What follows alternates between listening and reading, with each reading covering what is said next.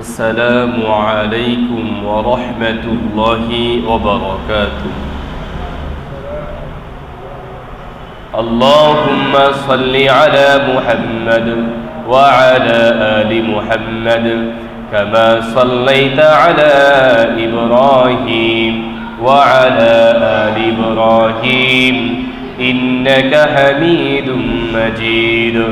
اللهم بارك على محمد وعلى آل محمد كما باركت على إبراهيم وعلى آل إبراهيم إنك حميد مجيد. সম্মানিত উপস্থিতি, আল্লাহ তাআলার দরবারে শুকরিয়া আদায় করি আলহামদুলিল্লাহ।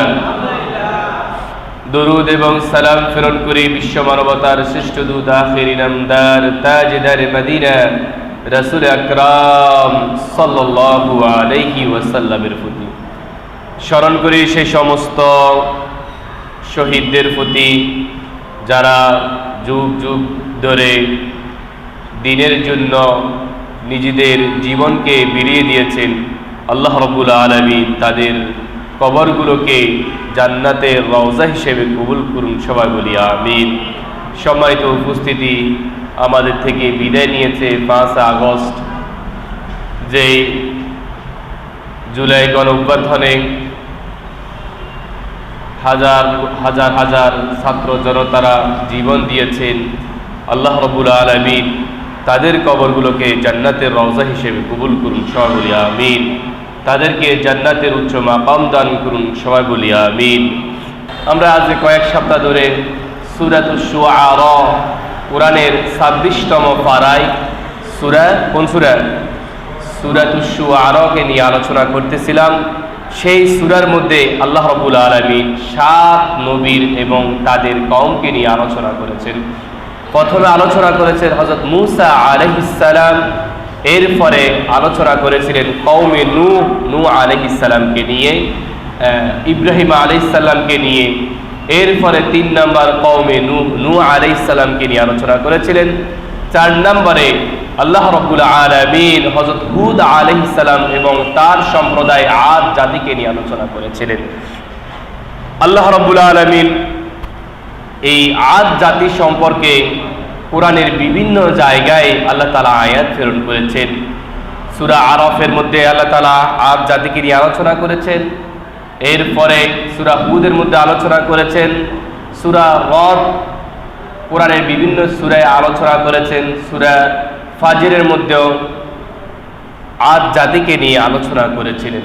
আদ জাতির জন্য আল্লাহ রাব্বুল আলামিন হযরত হুদ আলাইহিস সালামকে প্রেরণ করেছেন। আদ জাতির জন্য কোন নবী? হযরত হুদ আলাইহিস সালাম। আদ জাতির জন্য হযরত হুদ আলাইহিস সালাম, অর্থাৎ নূহ আলাইহিস সালামের সম্প্রদায় যখন নৌকায় আরোহণ করেছে, আর যারা স্বৈরাচার, যারা বেঈমান, নূহকে মানে নাই, আল্লাহ তাআলার উপর ঈমান আনে নাই, ওই সমস্তদেরকে আল্লাহ রাব্বুল আলামিন পানির মধ্যে ডুবিয়ে শেষ করে দিয়েছেন। শেষ করে দেওয়ার পরে যে সমস্ত লোকেরা ঈমানদার ছিলেন তাদের থেকে আদ জাতি তৈরি হয়েছে। নূহ আলাইহিস সালামের যে ছেলে, 3জন ছেলে, ওই 3জন ছেলের একজন ছেলে থেকে এই আদ জাতি সম্প্রদায় তৈরি হয়েছে। আদ জাতি এমন এক জাতি, পৃথিবীতে এত লম্বা, এত স্বাস্থ্যকর ব্যক্তি আর ছিল না, আগেও ছিল না, এখনো নেই।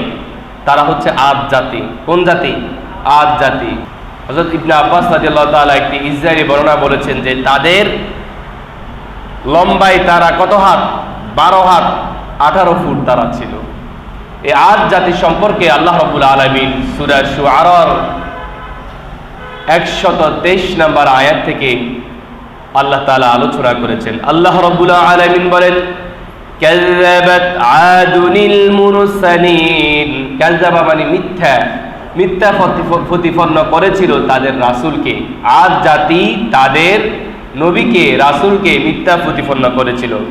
ইয ক্বালা লাহুম আখুহুম হুদুন আলা তাত্তাকুন। তাদের ভাই হুদ, এখানে ভাই হিসেবে সম্বোধন করার উদ্দেশ্য হচ্ছে ওই আদ জাতি থেকে হুদ আলাইহিস সালামকে প্রেরণ করা হয়েছে। যে আদ জাতি, যে গোত্র, যে পরিবার, ওই গোত্র থেকে আদ জাতি এসেছেন। তাহলে তাদের রিশতা কি হতে পারে? ভাই। এই কারণে আল্লাহ তাআলা কোন আয়াতে ভাই, কোন আয়াতে রাসূল বলে সম্বোধন করেছেন। আল্লাহ রাব্বুল আলামিন বলেন, ইয ক্বালা লাহুম আখুহুম হুদুন আলা তাত্তাকুন। তাদের ভাই হুদ তাদেরকে বলল, তোমরা কি সাবধান হবে না? তোমরা কি সাবধান হবে না? নূহ আলাইহিস সালামের পরে তাহলে কোনো তার বেঈমান নাই। নূহ আলাইহিস সালাম সবাইকে, ইমানদারকে নিয়ে কোথায় গেলেন? নৌকা আরোহণ করলেন। তো নৌকা থেকে যারা নেমেছে তারা কি বেঈমান না ইমানদার? ইমানদার। তারা তো আর বেঈমান নয়। বেঈমানরা তো কি হয়ে গেছে? শেষ হয়ে গেছে। এই ইমানদার থেকে আবার কি আপনার এই ইহুদিদের কালচার আবার শুরু হয়ে গিয়েছে। অগ্নি পূজক বলেন, মুক্তি পূজা বলেন, সবগুলো এই আবার নূহ আলাইহিস সালামের পরবর্তী জাতি থেকে শুরু হয়ে গেছে। আর পরবর্তী জাতি হচ্ছে আদ জাতি, হযরত হুদ আলাইহিস সালামের জাতি। ইয ক্বালা লাহুম আখুহুম হুদুন আলা তাত্তাকুন। হুদ আলাইহিস সালাম তার সম্প্রদায়কে বললেন, তোমরা কি সাবধান হবে না? ইন্নী লাকুম রাসূলুন আমিন। আমি তোমাদের জন্য এক স্পষ্ট রাসূল। স্পষ্ট কি? তাহলে এই কথা কে বলেছিলেন? হযরত নূহ আলাইহিস সালামও বলেছেন, ইব্রাহিম আলাইহিস সালামও বলেছেন, মূসা আলাইহিস সালামও একই কথা বললেন। এখন হুদ আলাইহিস সালামও একই কথা কি? ইন্নী লাকুম রাসূলুন আমিন। আমি আল্লাহ তাআলার পক্ষ থেকে এক স্পষ্ট রাসূল হিসেবে প্রেরিত হয়েছি। তাহলে প্রত্যেক নবীর একই কথা যে আমি আল্লাহর পক্ষ থেকে নবী, রাসূল। লা ইলাহা ইল্লাল্লাহ, আল্লাহ তাআলা ছাড়া কোনো ইলাহ নেই। তোমরা কার ইবাদত করো? আল্লাহর ইবাদত করো। ঠিক একইভাবে হুদ আলাইহিস সালাম এই কথা বলেছেন। বর্তমান সমাজের আলেম শ্রেণী যারা, তারাও একই কথা বলতেছেন যে কার ইবাদত করো? এখন কি নবী আসবে? যে আল্লাহ তাআলা কোনো নবীকে পাঠাই দিবেন আর নবী আলেম বা নবীরাই দায়িত্ব নেবেন? না, নবীদের দায়িত্ব এখন কে নিয়েছেন? আলেমরাই নিয়েছেন। তাহলে তারাই বলবেন যে কি করো? ইত্তাকুল্লাহ, আল্লাহ তাআলাকে ভয় করো, ওয়াতিউন, আমার আনুগত্য করো। এখন নবীর জায়গায় কে বলবে? যারা আলেম, যারা কোরআন হাদিসের জ্ঞান যাদের মধ্যে আছে, তারা বলবে কাদের কাছে? যারা বেঈমান, যারা আল্লাহর হুকুম মানে নাই, তাদেরকে দাওয়াত দিবে। কারণ এখন তো আর নবী নাই। নবীর দায়িত্ব পালন করবে কারা? আলেমরা পালন করবে। ফাত্তাকুল্লাহ ওয়া আতিউন। হযরত হুদ আলাইহিস সালামের জাতি আদ জাতিকে হুদ আলাইহিস সালাম বললেন, ওয়াত্তাকুল্লাহ, কাকে ভয় করো? কাকে ভয় করো? আল্লাহ তাআলাকে ভয় করো। ওয়া আতিউন, আর আমি রাসূলের, আমি নবীর আনুগত্য করো। ওয়া মা আসআলুকুম আলাইহি মিন আজরিন ইন আজরিয়া ইল্লা আলা রাব্বিল আলামিন। ও নূহের কথা। নূহ আলাইহিস সালাম যে কথা বললেন, হুদ আলাইহিস সালাম ঠিক একই কথা বললেন যে আমি যে তোমাদেরকে দিনরাত পরিশ্রম করে দাওয়াত দিচ্ছি, এতে তোমাদের থেকে কোনো প্রতিফল আমি চাই না। রব্বিল আলামিন, আমার প্রতিপালকের আল্লাহর পক্ষ থেকে আমাকে সে লাভবান, সে প্রতিফল আমাকে দিবেন। আমি আপনি যদি একটা লোকের কাছে গিয়ে ইসলামের সঠিক দাওয়াতটা পৌঁছিয়ে দিই, সে দাওয়াত কবুল করুক নাই করুক, আমার আপনার সওয়াব কি হবে না গুনাহ হবে? কি হবে? সওয়াব হবে। ঠিক একই কথা হুদ আলাইহিস সালাম বললেন যে এই সওয়াব আল্লাহ তাআলার পক্ষ থেকে আসবে, তোমাদের পক্ষ থেকে আসার দরকার নাই। তোমাদের কাছে আমি দাওয়াত দিয়েছি, তোমরা শুধু দাওয়াতটা গ্রহণ করো। আতাবনুনা বিকুল্লি রিইন আয়াতান তা'বাসুন। তারা কি করে? উঁচু উঁচু পাহাড়, উঁচু উঁচু ঘর নির্মাণ করে, দালান, বড় বড় দালান তারা নির্মাণ করে পাহাড় কেটে। কারণ তাদের মতো শক্তিশালী পৃথিবীর শুরু থেকে এই পর্যন্ত কোনো জাতি নেই। লম্বাতে তাদের মতো পৃথিবীর শুরু থেকে এই পর্যন্ত কোনো জাতি নেই। লম্বাতে তারা সেরা। লম্বাতে কি তারা সেরা? শক্তির দিক দিয়ে তারা সেরা। এই কারণে তারা কি করে? পাহাড়গুলো কেটে তারা ঘর তৈরি করে। এখন তো পাহাড় তো কাটা যায় কি দিয়ে? মেশিন দিয়ে। তখন তো আর কি ছিল না? মেশিন ছিল না। তখন তারা তাদের নিজের জ্ঞান দিয়ে, শক্তি দিয়ে, হাত দিয়ে তারা পাহাড় কেটে ঘর নির্মাণ করত। এই যে বলা হয় যে মিশরের যে পিরামিড, অনেকে বলা হয়েছে যে কি এই পিরামিডটা কারা তৈরি করেছে? এই হুদ আলাইহিস সালামের জাতি, আদ জাতিরা তৈরি করে গিয়েছে। পাহাড় কেটে এই পিরামিড তৈরি করেছে।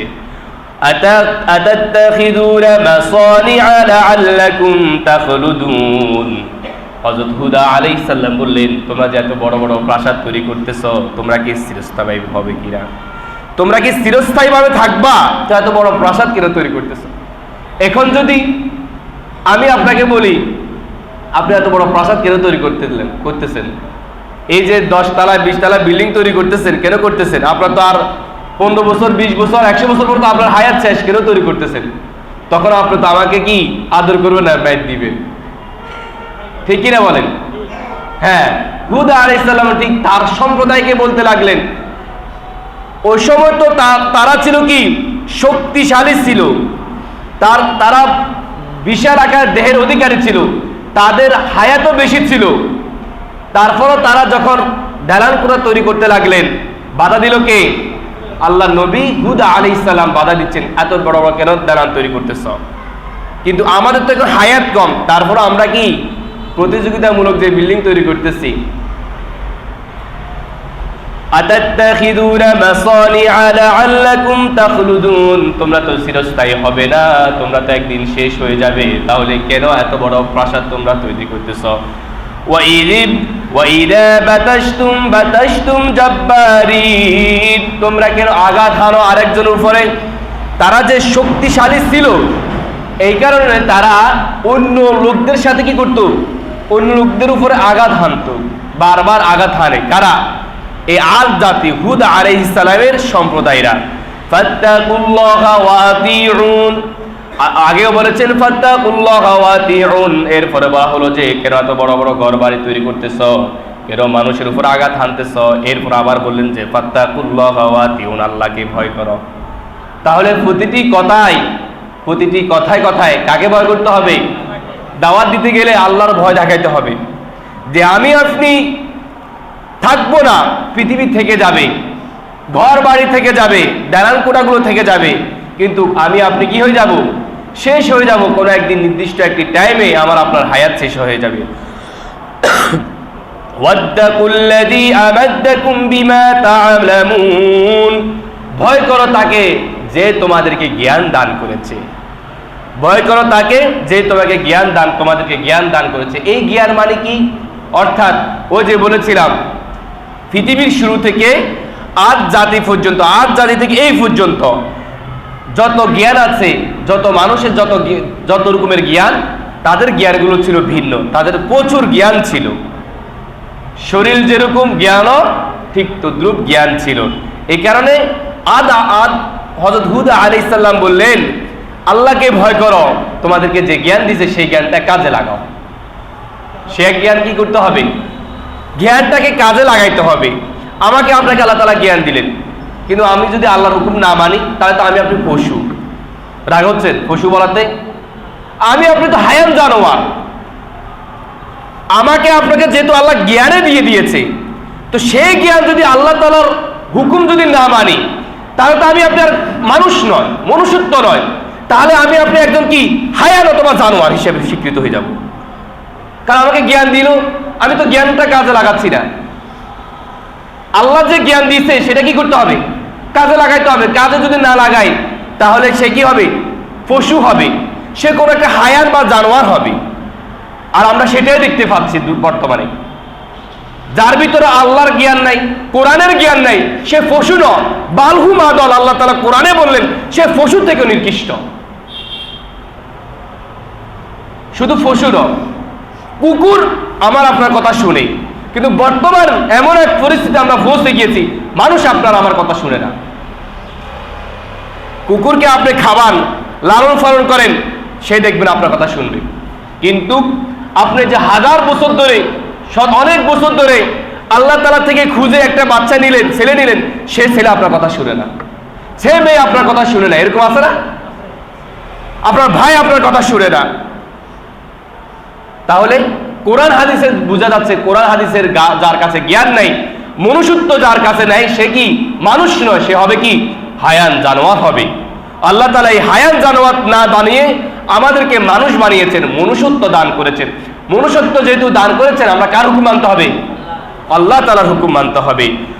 এরপরে হযরত হুদা আলাইহিস সালাম বলেন, ওয়া জান্নাত আমাদাকুম বিআনআমিন ওয়া বানিন। আল্লাহ রাব্বুল আলামিন তো তোমাদেরকে ধন সম্পদ দান করেছেন, তোমাদেরকে সন্তান সন্ততি দান করেছেন।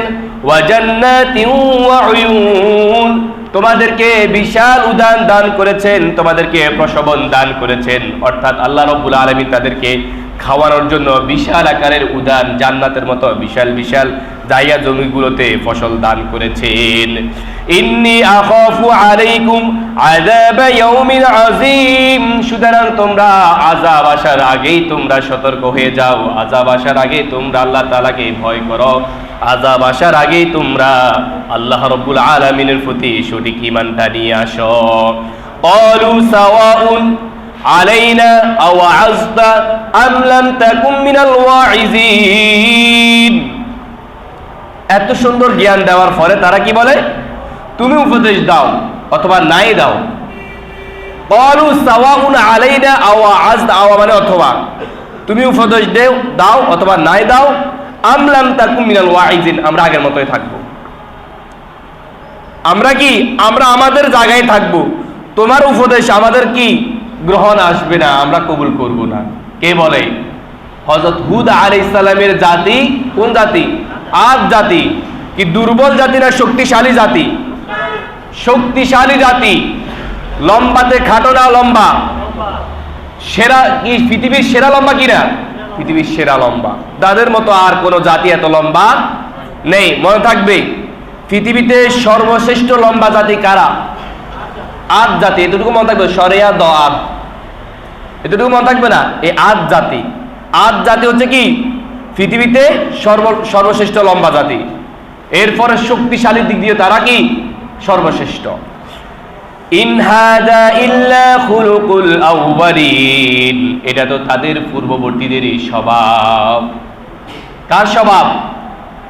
পূর্ববর্তীদের স্বভাব। ওই যে বারবার বলি যে অনেক ইহুদি নাসারা আছে যে ইসলামের যে কথাগুলো শুনে, আওয়াজের মাধ্যমে আর ওলামাদের মাধ্যমে যে কথাগুলো শুনে, এরা অনেকে মন চায় কি করে? ইসলাম গ্রহণ করুক, ঈমান আনুক। কিন্তু ওই যে ইসলাম যদি গ্রহণ করে, তাহলে বাপ দাদা শুরু করে যত আত্মীয় স্বজন, সম্পত্তি, সয় সম্পত্তি যা আছে সবকিছু কি করতে হবে?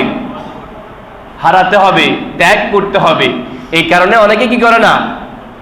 ইসলাম গ্রহণ করে না, আসে না। ঠিক ওইভাবেই এই মুসলমান জাতিও আছে যে আমি আমার এই দল ছাড়তে পারবো না, আমি আমার এই কাজ ছাড়তে পারবো না। আছে কিনা? বলে কিনা? আছে। সুতরাং আপনি আল্লাহর আযাব আসার আগে ঠিক হয়ে যেতে হবে, না হলে ধরা নাকি ধরা, যে ধরা আল্লাহ রাব্বুল আলামিন আদ জাতিকে ধরেছেন। ইন হাযা ইল্লা খুলুকুল আউয়ালিন ওয়া মা নাহনু বিমুআযযাবিন। আল্লাহ রাব্বুল আলামিন বলেন, আমার শাস্তি প্রাপ্ত যারা, তাদেরকে অবশ্যই আমি দিয়ে দিব। যে সমস্ত লোক আমার শাস্তি প্রাপ্ত হয়ে গিয়েছে, তাদেরকে আমি অবশ্যই কি দিব? শাস্তি দিব। ফাকাযযাবুহু ফাআহলাকনাহুম ইন্না ফি যালিকা লাআয়া ওয়া মা কানা আকসারুহুম মুমিনিন। আল্লাহ রাব্বুল আলামিন আদ জাতিকে ধ্বংস করে দিয়েছেন। আল্লাহ রাব্বুল আলামিন বলেন, ওয়া মা কানা আকসারুহুম মুমিনিন, তারপরও অধিকাংশ মানুষ মুমিন নয়, বুঝে না। বুঝার ফরক কি? বুঝে না। বুঝার ফরক কি? না বুঝার ভান করে থাকে। আসি না আমরা এরকম? ভাই এভাবে চলেন, এই ইসলামটা গ্রহণ করেন, হ্যাঁ, বিভিন্ন দল বাদ দেন, ইসলামী দল গ্রহণ করেন। সেটা যে ইসলামী দল হোক না, তার বুঝ তার কাছে, কোরআনের বুঝ তার কি নাই, দরকার নাই। সে হয়তো 5 ওয়াক্ত নামাজও পড়ে। তো আল্লাহ তাআলা যে বলছে আকিমুস সালাহ, নামাজ প্রতিষ্ঠা করো, আকিমুদ্দিন, দিন প্রতিষ্ঠা করো, তখন এই কথা যদি আল্লাহ তাআলা কাল কিয়ামতের ময়দানে আপনাকে ধরে, আপনি 5 ওয়াক্ত নামাজ পড়েন, তখন আপনি কি জবাব দিবেন? তখন আপনি কোথায় যাবেন? অন্তত আপনি বলতে পারবেন তো? অন্তত আপনি আজকে যদি দুনিয়াতে যদি যে কোনো একটা ইসলামী দল আপনি গ্রহণ করেন, অন্তত কাল কিয়ামতের ময়দানে তত বলতে পারবেন যে আমি, তখন তো সেটা আর বলার সুযোগ পাবেন না। তখন কি করবেন? সুতরাং কাকে ভয় করতে হবে? আল্লাহ রাব্বুল আলামিনকে ভয় করতে হবে। ওয়া ইন্না রাব্বাকা লাহুয়াল আজিজুর রহিম, যিনি হলেন মহাপরাক্রমশালী শক্তি। কে মহাপরাক্রমশালী শক্তি? কে? কার কাছে? আল্লাহ রাব্বুল আলামিনের কাছে। তাহলে এই আয়াতগুলো সূরা শুআরার এ পর্যন্ত আয়াতগুলো হুদ আলাইহিস সালামকে নিয়ে এবং তার কোন জাতি?